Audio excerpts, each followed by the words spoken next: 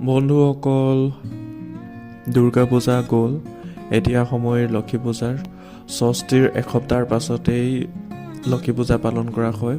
চাওঁ আহক ডিব্ৰুগড়ত ওলোৱা লক্ষী প্ৰতিমাসমূহ। ভিডিঅ'টি আপোনালোকে শেষলৈকে উপভোগ কৰক। চাওক ধুনীয়া ধুনীয়া লক্ষী প্ৰতিমাসমূহ আমাৰ এই চেনেলটিত, আৰু আমাৰ চেনেলটিক ছাবস্ক্ৰাইব কৰি যাব আৰু ভিডিঅ'টিক এটা লাইক কৰি যাব।